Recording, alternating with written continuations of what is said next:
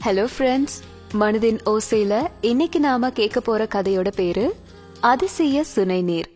ஒரு இளைஞன் வெளியூர் போயிட்டு திரும்பும்போது பாலைவனத்து வழியா வர வேண்டி இருந்தது. அப்போ ஒரு சுனையில நீரை பார்த்தான்.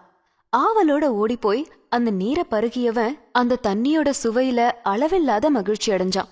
குடிமக்களை சிறந்த முறையில ஆட்சி செய்யக்கூடிய தன்னோட நாட்டு மன்னனுக்கு அந்த நீரை கொடுத்தா அவர் ரொம்ப சந்தோஷம் அடைவாரு அப்படின்னு நினைச்சு தன்னோட தோல் பையில அந்த நீரை கொஞ்சமா நிரப்பிக்கிட்டு போனான். 4 நாட்கள் பயண முடிவுல தன்னோட ஊரை சேர்ந்தவன் அரண்மனைக்கு போய் அரசன் கிட்ட அந்த தண்ணியோட அருமை பெருமைகளை சொல்லி, உலகிலேயே இந்த மாதிரி சுவையான தண்ணி இருக்கவே முடியாது அப்படின்னு சொல்லி அவருக்கும் அதை கொடுத்தான். மன்னன் கொஞ்சம் கூட தாமதிக்காம மொத்த நீரையும் குடிக்க ஆரம்பிச்சாரு. இத பக்கத்துல இருந்து பாத்துட்டு இருந்த பட்டத்து ராணி, எனக்கும் அந்த தண்ணிய கொஞ்சம் கொடுங்களே அப்படின்னு கேட்டாங்க. எனக்கும் குடிக்க ஆசையா இருக்கு அப்படின்னு அவங்க சொல்ல, அத கேட்காம மொத்த நீரையும் அவரே குடிச்சு முடிச்சிட்டாரு. பிரமாதம்! உண்மையில இந்த மாதிரி ஒரு சுவையான தண்ணிய நான் இது வரைக்கும் என் வாழ்க்கையில குடிச்சதே இல்ல. உனக்கு எவ்வளவு நன்றி சொன்னாலும் பத்தாது. நீ நீடூடி வாழ்க அப்படின்னு வாழ்த்தினது மட்டுமல்லாம பரிசுகளையும் கொடுத்தாரு. இளைஞன் தன்னோட மன்னனுக்கு அந்த அதிசய நீரை கொடுத்த சந்தோஷத்துல திரும்ப போனான். அவன் போன பிறகு ராணி, என்ன இருந்தாலும் உங்களுக்கு இவ்வளவு சுயநலம் ஆகாது. அந்த தண்ணிய எனக்கும் கொஞ்சம் கொடுத்தா என்ன குறைஞ்சா போயிடுவீங்க அப்படின்னு சொன்னாங்க.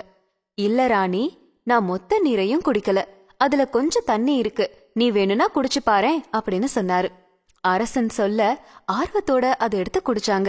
அத குடிச்சதும், சேச்சே, என்ன தண்ணி இப்படி நாற்றம் அடிக்குது அப்படின்னு சொல்லி அந்த தண்ணிய உடனடியா துப்பிட்டாங்க. அதுக்கு மன்னர் சொன்னாரு, உனக்கு அந்த தண்ணில இருந்த சுவைதான் தெரிஞ்சது, ஆனா அவன் என் மேல வச்சிருந்த அன்புதான் எனக்கு தெரிஞ்சது. பாலைவனத்துல தாகம் எடுத்து அலைந்து திரிந்த ஒருவனுக்கு சாதாரண சுனை நீரே தேவாமிர்தம் மாதிரி இருக்கும்.